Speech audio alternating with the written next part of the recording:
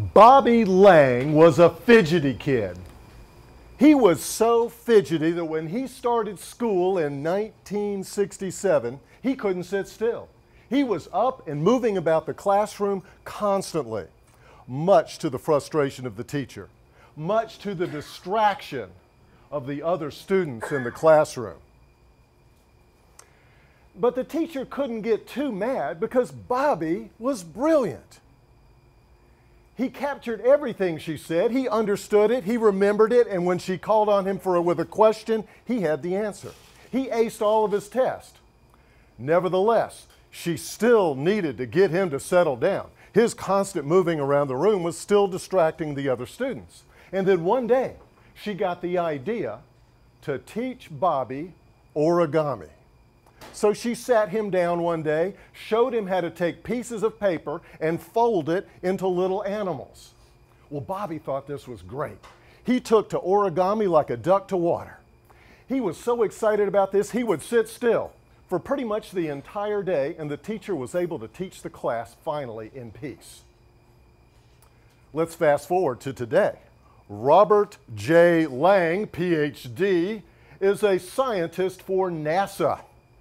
He has 47 patents to his name in optics, lasers, and in semiconductors. And he's still into origami. In fact, he is one of the world's foremost experts on origami, and he has created some amazing pieces of art. He has taken paper and folded it in so many intricate details, it's absolutely amazing. Now, why am I telling you this? Because Bobby, well, Robert Lang now, has been able to transfer the specialized knowledge he developed with origami and apply it to his profession as a rocket scientist. That's right. What he has learned about folding things, he's been able to use in folding satellites into smaller packages that take less payload in a rocket. And then also, once it's launched into orbit, it unfolds easier and faster. Robert Lang was able to take the specialized knowledge of his hobby and apply it to his business. Let's look at another. Dr. Alan Goldman is the head physician of the Great Ormond Street Children's Hospital in London. And he was concerned because there were a lot of mishaps going on when patients were being transferred from surgery to the intensive care unit. It was a confusing time because several people had to exchange a lot of vital information all at once. And unfortunately, what was happening was when the patients were being transferred, orders were being lost and treatments weren't being given.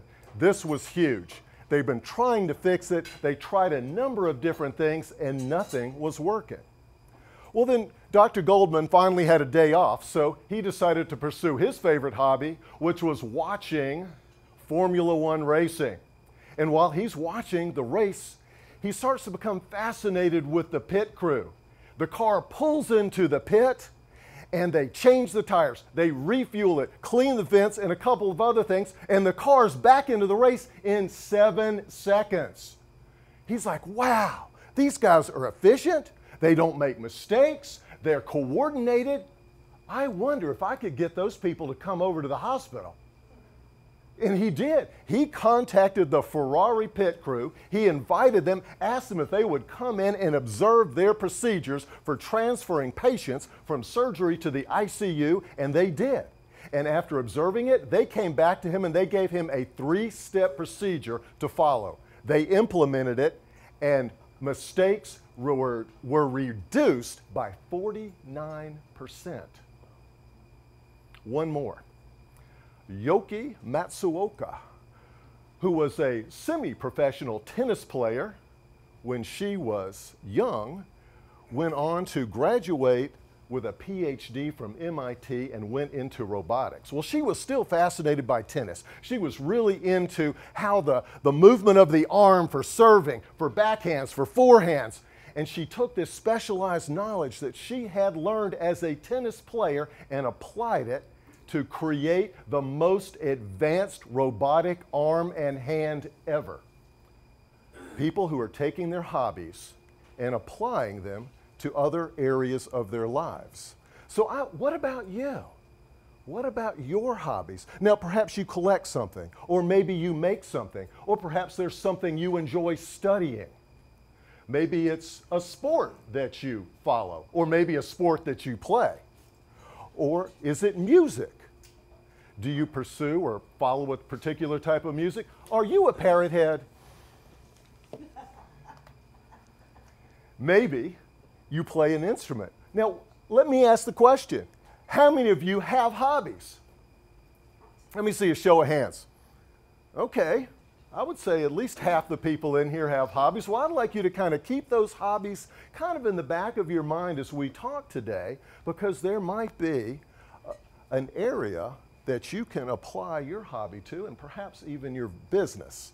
Well, we're here today to talk about innovation, because innovation is not just for big corporations. Innovation is for everybody. Innovation is for anyone who would like to make their business more competitive or get more out of life. Because you see, the more you begin to think like an innovator, the more you begin to engage with the innovator's lifestyle, you will begin to recognize opportunities like you never have before. So let me ask a question. How many innovators do we have in the room? All right, I got a few. That's pretty good.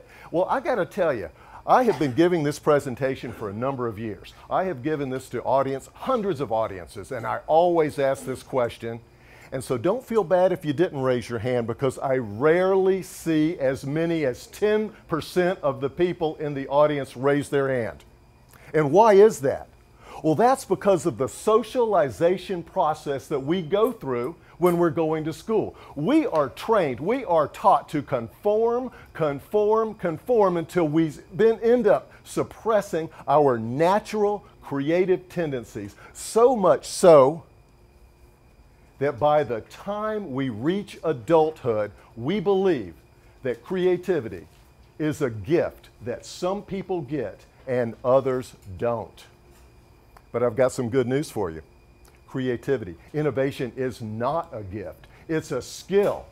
And it is a critical skill in today's changing economy.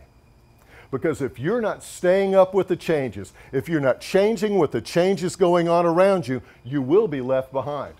I think Andrew Grove, who's the chairman of Intel, probably said it best. He said, adapt or die. Well, Kodak might be a good example of that, a company that did not adapt.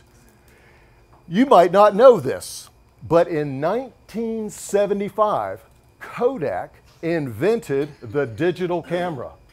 That's right. Their research and development department created the digital camera, and they're pretty excited about it. These guys, they take it to the board of directors, to the executives at the top of the company and say, look what we've created.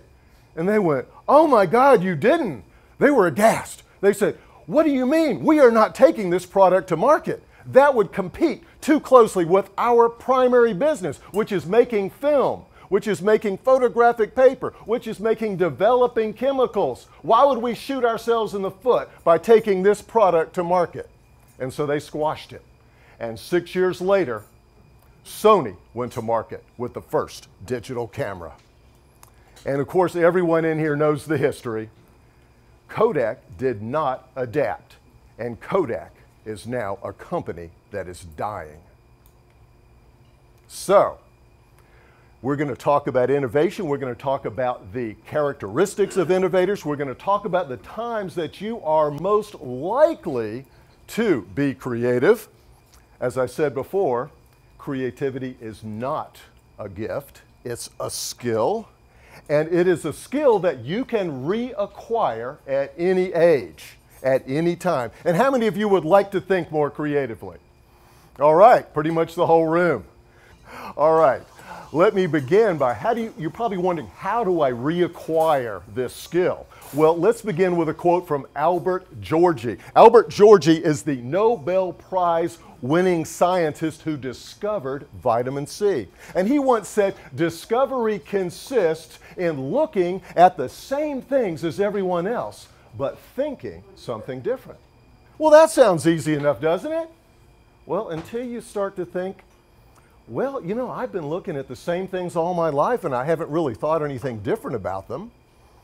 So how do we get to that point? Well, Albert Einstein once said, and you've heard this before, insanity is doing the same thing over and over again and expecting different results. So obviously we need to be doing something differently if we want to think differently than other people when we see the same thing.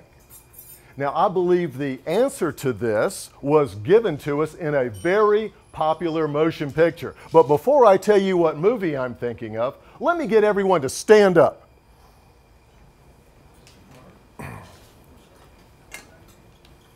And now I want you to take your chair and turn it around and push it up against the table.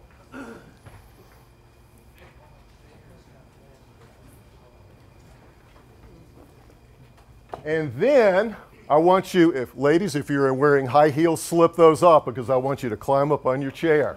Now, friends, reach over and give a hand up to your neighbor so we can get as many people to participate in this fun activity as possible. And again, if you're wearing high heels, you might want to slip those off.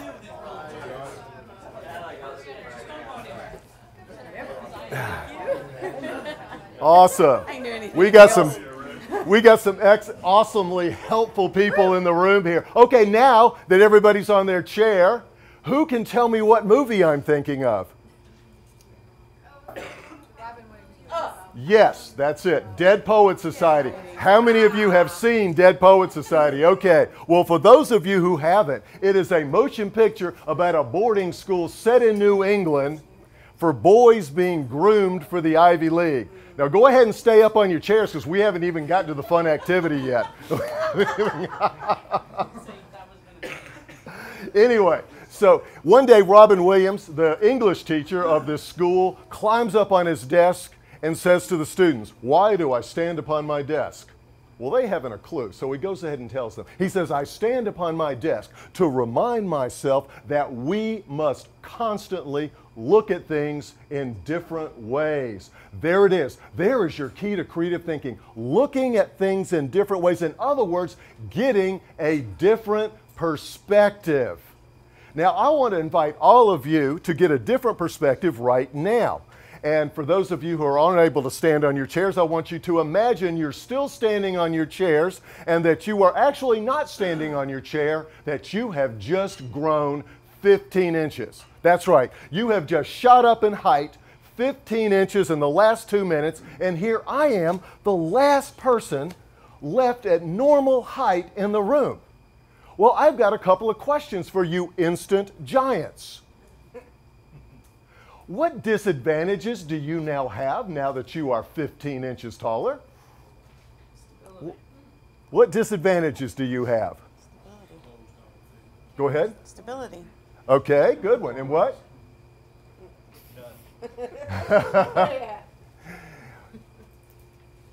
Harder to find clothes? Yeah, you're gonna outgrow all of your wardrobe. What else are you gonna outgrow? You see things other people don't see. Okay. Doorways. Okay, doorways you're gonna have to duck. What other disadvantages do you now have? Your car. Your car, you're not gonna fit in your car. People can see it. Well, let's once again get another completely different perspective. Let's turn this around 180 degrees. Now that you're 15 inches taller, what advantages will you enjoy? Be able to see. I screwed up. You'll be able to see over the crowd. Excellent answer. What else will you be able to do now that you're 15 inches taller? You'll reach the things on the top shelf. Absolutely. And what else? Yeah, NBA career right there. Awesome. Very good. Well, I'd like to invite everyone to go back and take your seats. Now, sometimes we have to force ourselves to get a different perspective. We get stuck in ruts. We do the same thing over and over again because it's comfortable. So sometimes we have to force ourselves to get a different perspective, and the easiest way you can do that is by asking yourself this question. What would I do if the opposite were true? For example, say you're struggling in business, you need more clients, and you're wondering how you're going to get more clients, and you're going nuts because you're afraid you're going to go out of business. So instead, ask yourself, what would you do if the opposite were true? What would you be doing if you had more clients than you knew what to do with? Now, the idea isn't that that's going to give you an answer, but what it's going to do is force you to get a different perspective on the challenge that you're facing, and it might bring you around to an idea that will help you find more clients. So, is that a situation that you might consider a crisis? Well, you know, there's something interesting about the word crisis. If we look at the Chinese language, they use the same symbol for the word crisis as they use for the word opportunity. It's kind of like both those things, crisis and opportunity, are just opposite sides of the same coin, depending on what? Your perception of it. So the next time you're facing a challenge, are you going to perceive it as a crisis, or will you perceive it as an opportunity? And that's what you'll be able to do as you learn to think more and more like an innovator. You will start recognizing more opportunities. Before, when I asked how many creative thinkers we had in the room, how many innovators we had in the room, and I didn't see but about 5 or 6 hands. But that's all right, because I want to dispel the idea that you're not creative, because you are. Everybody in this room is creative, and I'm going to prove it right now. Okay. How many of you have used an ordinary standard paper clip for any reason other than holding papers together? See, everybody in the room is creative. Now, I know what you private eyes have been doing with that. I've seen the Rockford files. You use those for picking locks. All right. So here's another thing that you've done too that you don't realize. Every morning, think about all of the things you do from the moment you step out of bed until you get in your car to leave for work. All of the little shortcuts that you have taught yourself over the years, if you had to reinvent that every single morning, you'd never get out of the house. That's right. You don't realize it, but we are constantly finding newer and better ways of doing things that make us more efficient creatures. And you know what that means? That means we are creative people, and that's proof of it right there. We're going to talk about what creativity is, what innovation is. We're going to talk about the times you are most likely to be creative, and we're going to talk about the characteristics of innovators. Now, there's 3 aspects to an innovator. It's a little bit technique, but it's mostly mindset and lifestyle. Now, we've already started on the technique. I shared with you the technique of asking yourself the question, what would I do if the opposite were true? That's a technique. Now, the other parts are the mindset. So let's start with identifying what creativity is or what innovation is. When you hear that word, innovation, or you hear that word creativity, what's the first thing that comes to mind? What's the first word that pops in your head? Anyone? Say it again. Invention. Very good idea. Very good answer. What else? Necessity. Change. Necessity. Very good. And what else? Imagination. And these are all aspects of creativity and innovation, but let's boil it down to its bare essence, and what do you get? Problem solving. Innovation is all about one thing and one thing only, and that is solving problems. And when are you most likely to solve a problem? Well, when you're forced into it. When suddenly your back's up against the wall and you've got to fix something with spit and a prayer. Hey, isn't that what duct tape and WD-40 was invented for? And who said necessity? Because there's that proverb that we have heard dozens of times throughout our lives, necessity is the mother of invention. Now, I would like to share with you a story of necessity that was told to me when I was in 3rd grade by my 3rd grade teacher. and the imagery in it was so vivid that I've never been able to shake it from my head. Now, she was telling of a time when she lived in California and how she went to the beauty salon to get a permanent put in her hair. And so they put the solution in. She's sitting there waiting for it to set when all of a sudden the room started to shake, glass started to break, and people started to scream, and yes, it was an earthquake. Well, once the room settled down, everybody jumped up and ran outside. And she goes up to her stylist and says, "Don't I need to get this stuff out of my hair?" And he goes, "Oh yeah, you need to get that out of your hair." She said, "Well, let's go wash it out." He goes, "I'm not going back in there." And she goes, "Oh, come on, you big baby." So she heads on in there by herself. Now, who can tell me why she needed to get that stuff out of her hair?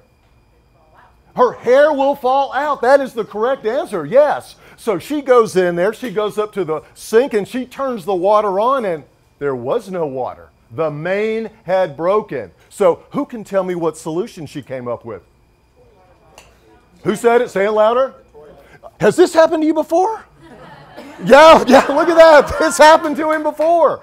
Awesome. The answer is she went to the toilet, and as she stood there looking at the water in the toilet bowl, she had to make a decision. Keep my hair or plunge in the bowl? She plunged, and that image stuck in my little third grade mind forever. So sometimes we are forced into being creative. But the three times we are most likely to be creative are this: necessity, when we're curious, and when we want to make money. But let's extend this concept of necessity a little bit, because there's a little side road of necessity that I like to call being annoyed into being creative, or being irritated into being creative.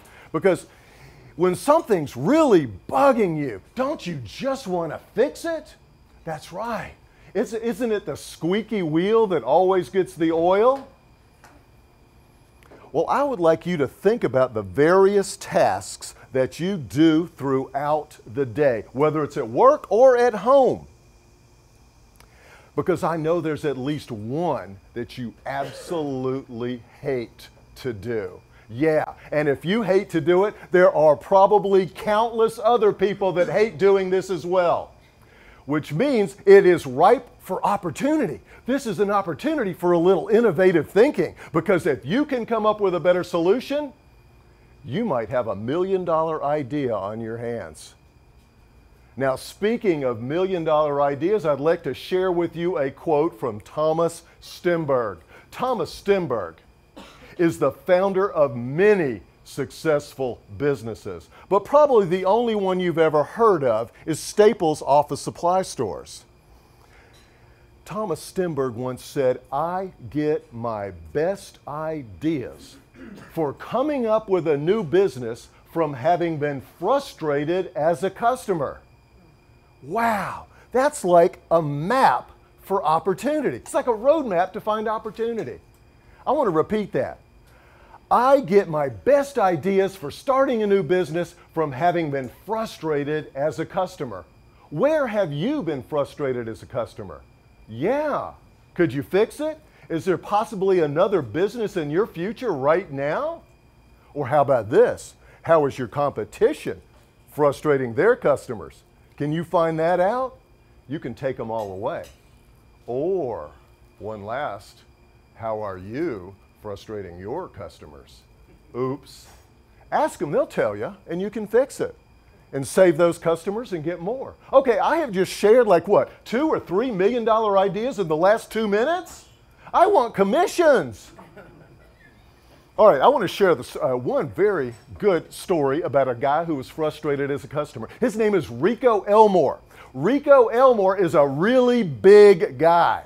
He is 6'3" and weighs over 300 pounds. Well, he went on vacation to Las Vegas once and lost his sunglasses. He thought, no big deal. I'll just go buy another pair. But he went into store after store after store, and nobody had a pair of sunglasses that would fit on his fat head. So frustrated, when he got home, he says, this isn't going to happen to me again. I'm going to custom order some sunglasses so that I never have this problem again. And while he's going about figuring out how to do that, He goes, wait a minute, I can't be the only one who's having this problem. And so he started a business instead. And he called it Fatheads, with a Z, Sunglasses. Well, this company was so successful, he expanded into everyday eyewear, and he had to change the company name to Fatheads, with a Z, Eyewear. This is now a multi-million-dollar business. He's in stores everywhere, including Walmart. He's hit the big time. That's one guy right there. Frustrated as a customer, started an amazing new business. Well, I want to tell you about another guy that got frustrated, but not as a customer. He was frustrated with his business. I want to tell you the story of Edy Saunders, who is a large-scale chicken farmer up in the Blue Ridge Mountains of North Georgia. Now, I don't know how familiar you are with large-scale chicken farming, but they have these massive chicken houses, and they're literally raising hundreds of thousands of chickens at a time. With these huge operations, it doesn't matter how clean they keep the houses, how well they're climate controlled, how well they feed the chickens. It doesn't matter. If everything is done perfect, there's still going to be 1 to 3% of those chickens that are going to die every day. And at the end of the week, when you're raising hundreds of thousands of chickens, that's a pretty big pile of dead chickens you've got to get rid of. And you can't just chuck them in the trash can. And you can't dig a hole and bury them. And you can't throw them in a bonfire. Because there are some strict EPA guidelines you have to follow, which means there is a solution. Edy Saunders just didn't happen to like it because, you know what, it's gross. And he wanted a better way of doing it. So he started thinking. And thinking, he started thinking about it and thinking about it. I got to come up with a better way. And he thought about it some more and he thought about it some more and nothing was coming to mind. And then the summer rolled around. It was time to go on vacation. So he piled the family in the car. They went down to Orlando and they went to the amusement parks. And then one day they went to one of those alligator farms.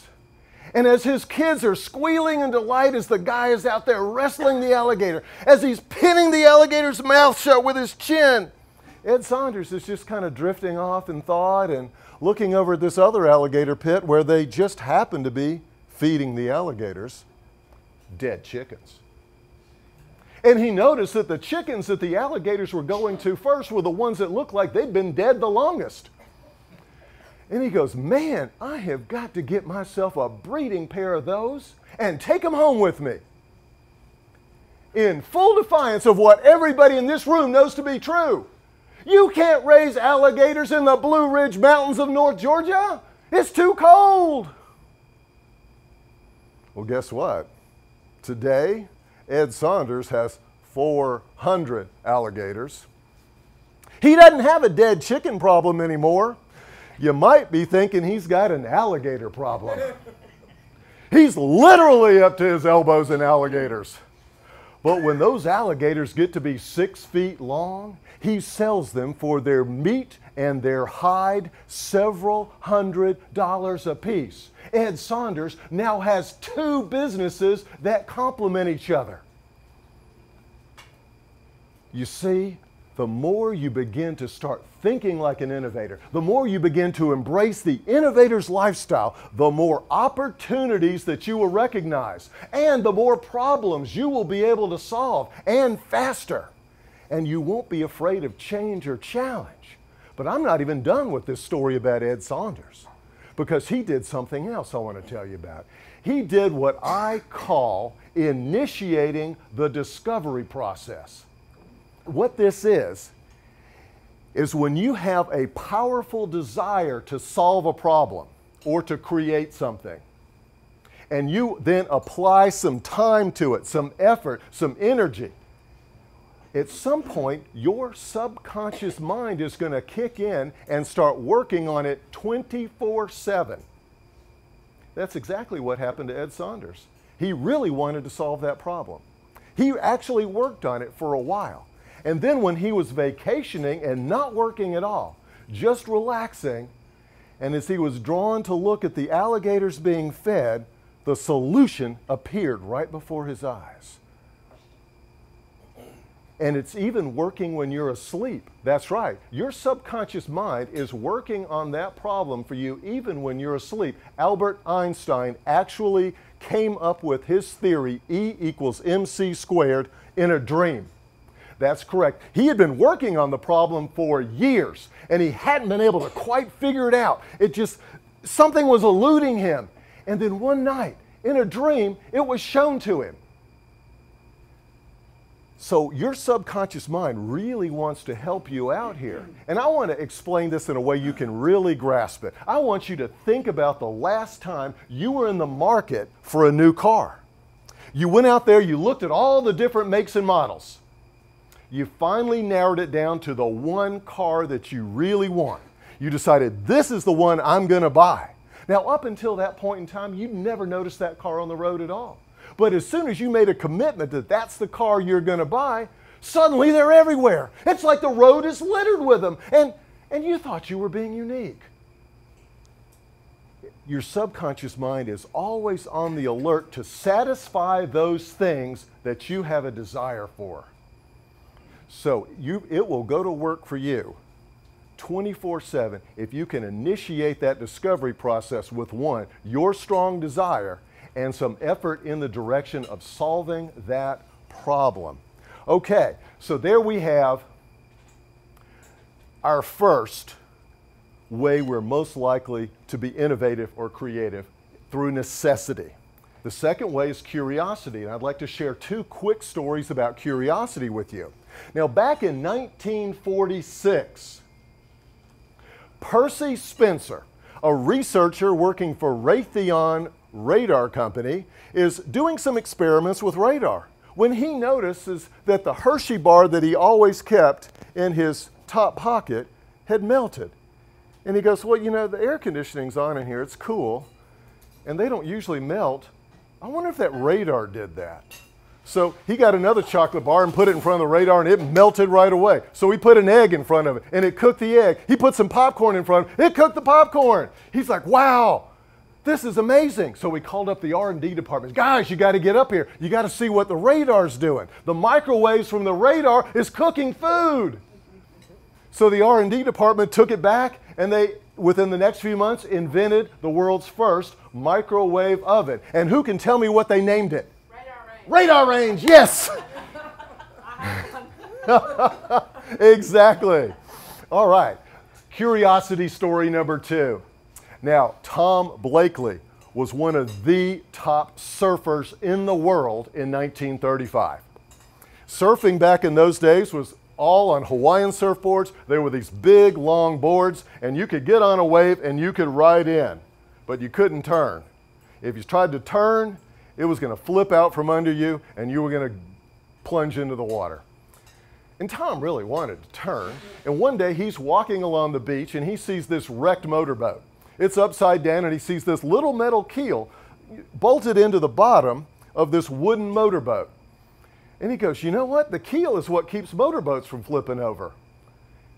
I wonder what would happen if I put that on my surfboard. So he pried it off. He nailed it into the bottom of his surfboard. The next day he's out there on the waves, and suddenly he can turn the surfboard without flipping over. And the other surfers are out there, man, what are you doing? How are you doing that, man? And that day in 1935, Tom Blakely put the first fin on a surfboard and revolutionized the sport of surfing forever. All right, curiosity. Now the third way is the way we are generally most likely to be intentionally creative, because we want to make some money. We want to find a new idea. We want to come up with something to make some more dough. And whether that's an idea or taking a current situation and making some improvement to it, whatever it may be, if we can find a way to make money through innovation, that is one of the top ways most people actually go out and try to be creative. All right, so those are the 3 ways we are most likely to be creative. Let's start looking at some of the characteristics of innovators so that you can start to become more like one. Now, this first characteristic might surprise you, because it's just this. This is the number 1 trait. This is the number 1 trait of innovators and creative thinkers. It's simply the belief that they are. The belief that they are creative. And it's the belief that whenever they set out to solve a problem, that they will solve it. Whenever they set out to create something, that they will be successful. And this This strong, powerful self-confidence and self-belief makes them very persistent, and much to the annoyance of people in their lives. Friends and family of innovators will go, look, you just keep failing. Why don't you stop? Why don't you move on? And they go, no, I'm not failing. I just hadn't gotten there yet. I'm going to keep trying. And this persistence is born of the fact that they just don't believe they're going to fail. They believe they're going to be successful. Thomas Edison, someone said to him once, well, you failed 1,000 times. He goes, no, I have not failed 1,000 times. I have merely found 1,000 ways that will not work. It's this powerful belief in themselves. Henry Ford probably said it best. He said, if you believe you can, or if you believe you can't, you're right.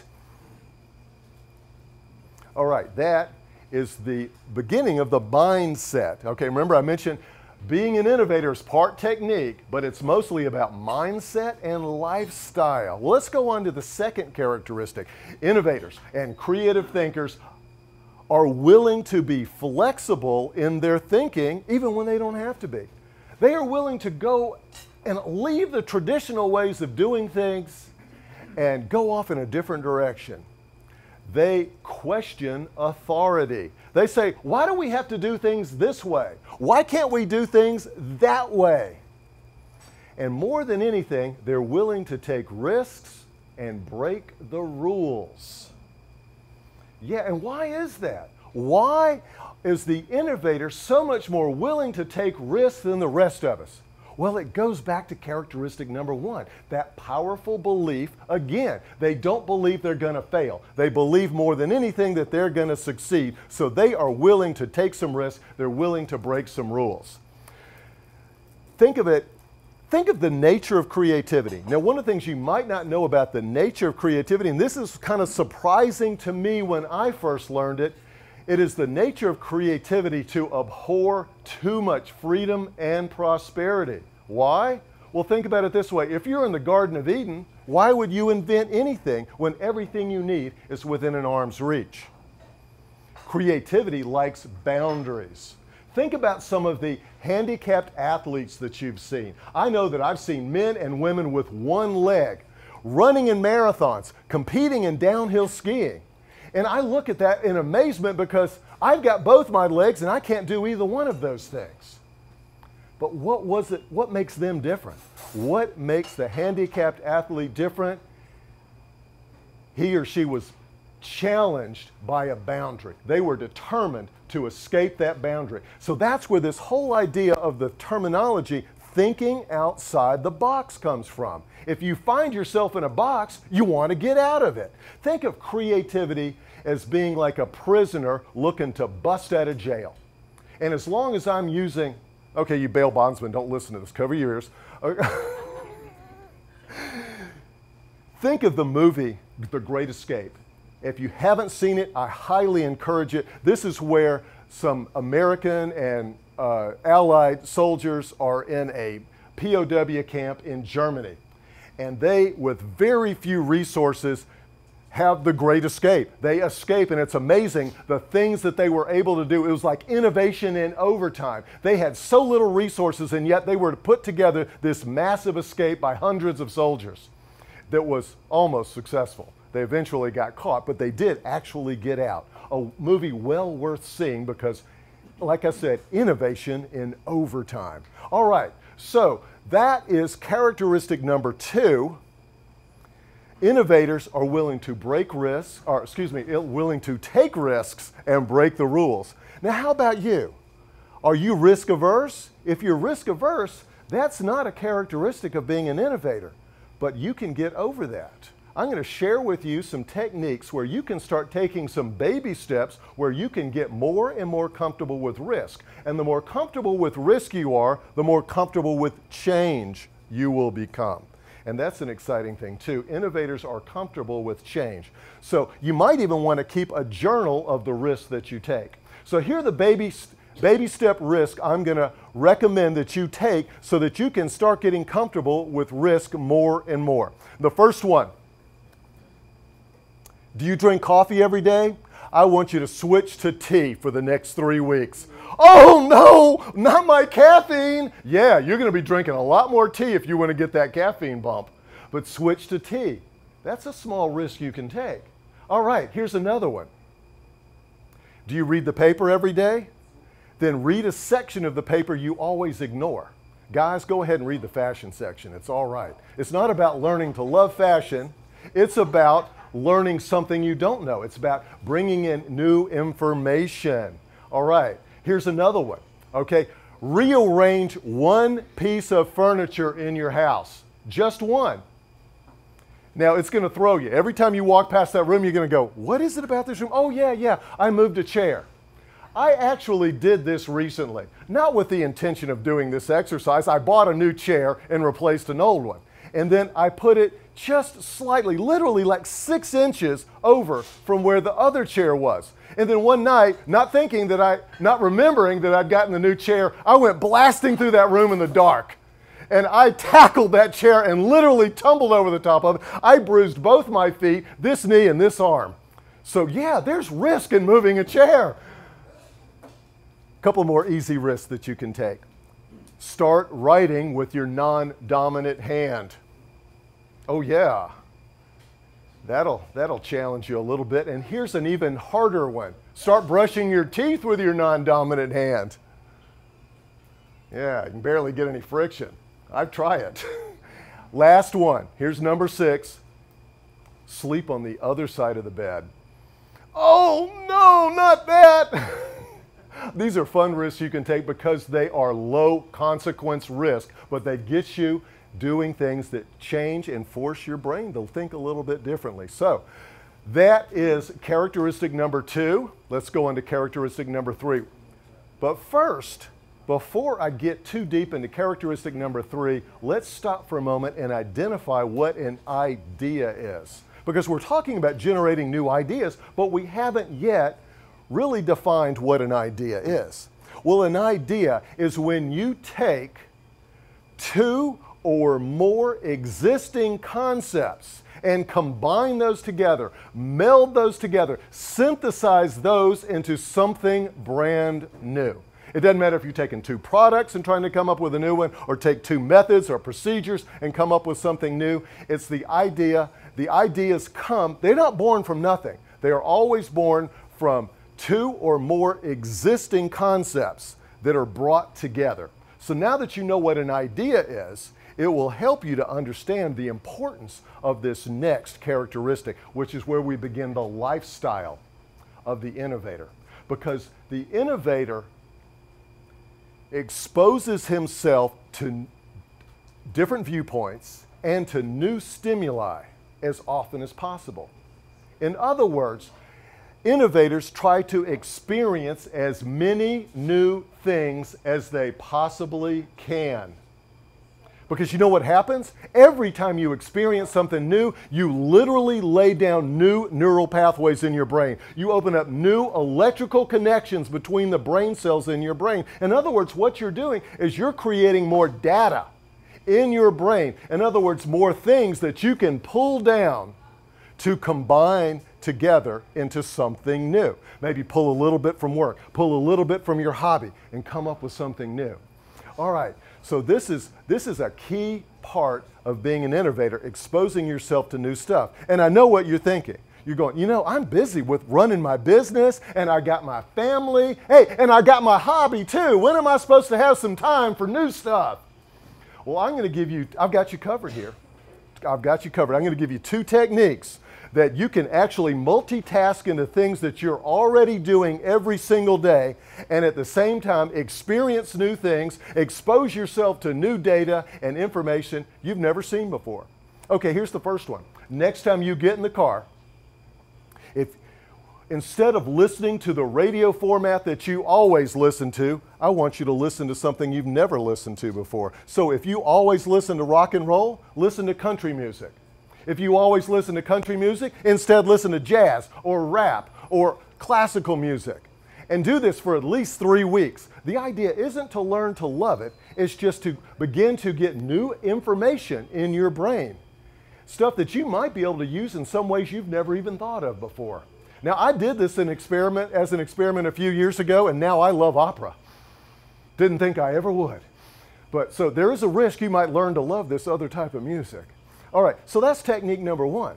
Technique number two is next time you are at the bookstore or the grocery store or the drugstore or the convenience store, wherever there's a magazine rack, I want you to go up and pick a couple of magazines out on topics that you know nothing about, on subjects you really know nothing. I don't care if it's butterfly collecting or knitting or whatever it may be.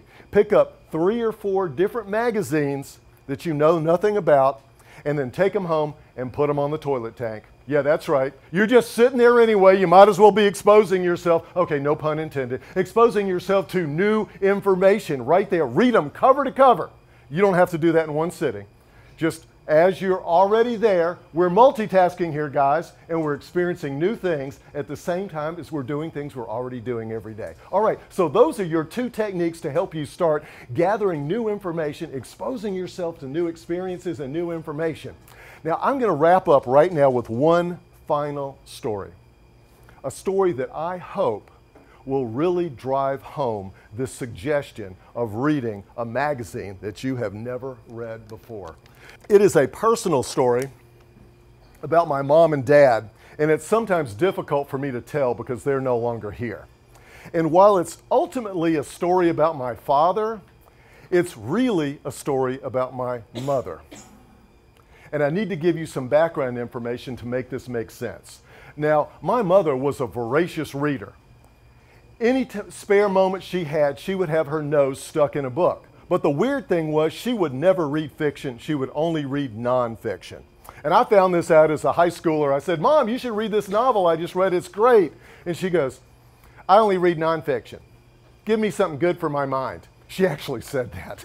Now, I didn't really understand that until several years later when I learned the true backstory. And this is the backstory. My mother was born during the Depression. She was born into a blue-collar family, and neither of her parents had more than an 8th grade education.